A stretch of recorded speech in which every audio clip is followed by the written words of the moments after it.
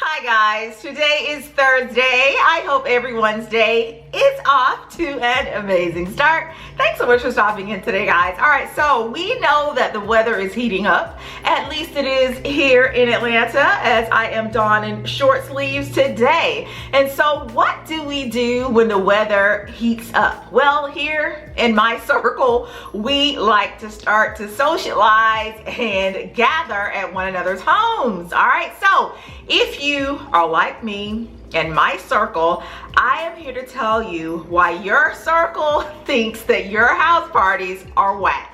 Who throws a house party, a gathering at their home with no music? All right, your parties are wiggity wiggity whack because you have no music. All right, the saying goes that music is the international language. You don't have to necessarily speak the language of those in your company to understand the music. All right, we just feel the beat, the rhythm gets into our spirit. You know, it is just what we need to bring people together. And I think especially when you're having gatherings at your home where some of your guests may not, they may not know some of the other guests, I think music can be thought or seen as being the kind of common denominator. All right, so please, as the weather warms up and it is your turn to host the annual spring and summer gatherings, please don't be that host that forgets to have music. I am in no way, shape, or form saying that you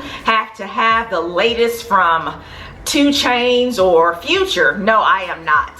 What I love around here is some really great jazz and classical music. I'm not saying, go all the way back to Beethoven and Mozart, but some of our classical tunes can really liven up a party. When you get some of that really urban jazz, that goes without saying. So have a little jazz. And then also, let me not exclude R&B, especially the R&B back in the day R&B, the 90s R&B, really great music to play at your little functions that you have in your home. But I just think they help to liven up the party.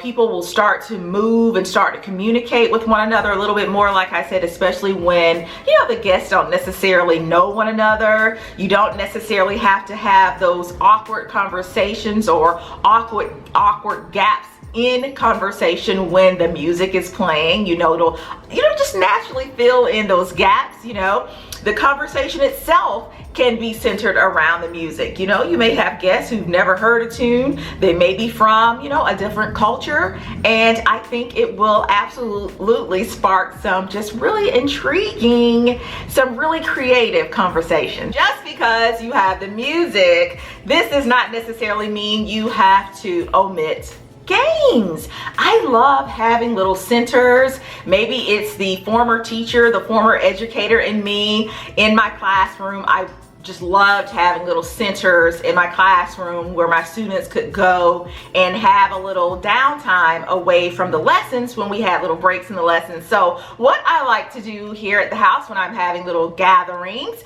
of, more than 10 people, I like to have little areas in the house where people can, of course the music is going, but then you'll have a little area where you can go and play Pictionary or charades. Jenga is always a favorite. You got those who want to be off in the corner quiet, playing some really strategic chess, spades. We cannot omit the spades, but I just think those types of things really help to liven up the party right along with the music. The music is just gonna amp it up, but then when you bring in the games, it's just always something for people to do at the party. No one is standing around awkwardly in a corner, bored, looking at their watch saying, okay, have I been here for an hour? I'm gonna just go ahead and tip on out.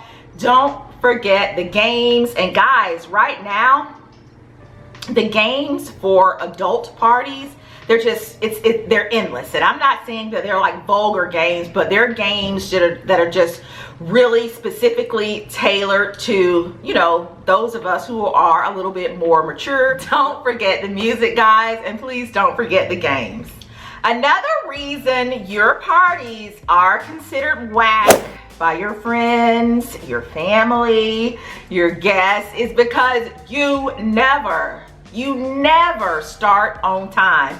It is not cute, okay, for your guests to arrive and you're pulling into the garage as they're pulling in and you're bringing the groceries and stuff in for the party. No. When I get to your house for the party, the spread should be out, all right? Start on time. You should not be upstairs still getting ready, okay? Please start on time, all right? And then so that brings us to the next one, okay? When you invite guests over for a party, for a gathering, guys, they are expecting you to have food, okay? Don't have people show up, excuse me, and there's no food, all right? If you're like me, in my household, we save up our calories to get to your gathering because we think we are going to eat, all right? This is why people like to go to other people's house parties or gatherings, because they don't have to buy any food or, you know, eat for that day. They don't have to go out if it's a Friday or a Saturday because they know they're coming to your house. Please don't disappoint, okay? If you have 15, 20 people coming over to your home, guys, don't have a tray of 12 wings from Publix and a couple of bags of chips. No. Please have food in quantity that is going to feed the number of guests. And so also, speaking of food, you want to also make sure you are sensitive to the dietary needs of your guests. You want to make sure if you are having guests that are coming over who are vegetarians, please don't have an all meat spread, okay? Have some veggies, have some things there for your guests. If you have guests who are going to be sensitive to certain foods, make sure that you have some, gluten-free options and things like that. But you want to absolutely be considerate of your guests. You want to make sure that you are a great host. You want to make sure that as your guests are entering your home, you are there to greet them, okay? Start your function, your gathering on time. Don't be making entrances. Nobody wants to see you come sashaying down the stairs, okay? Be on time, all right? Start your gatherings on time. All right, and so this one goes right along with the host or hostess starting the party on time. You want to make sure, guys, that you arrive on time. Can we please not show up an hour and a half late for a function? Okay, that's it, again, not cute. Not cute at all. No one needs for you to make an entrance in your, new outfit. No one cares about your new shoes, your new purse, whatever. Arrive on time, guys. That just drives me up the wall when I have invited people to my home or I'm having something, at a restaurant or wherever, and people decide that for whatever reason they are going to be late. Now listen, I do understand this Atlanta traffic is something fierce, all right? This traffic here in Atlanta is not for the faint of heart.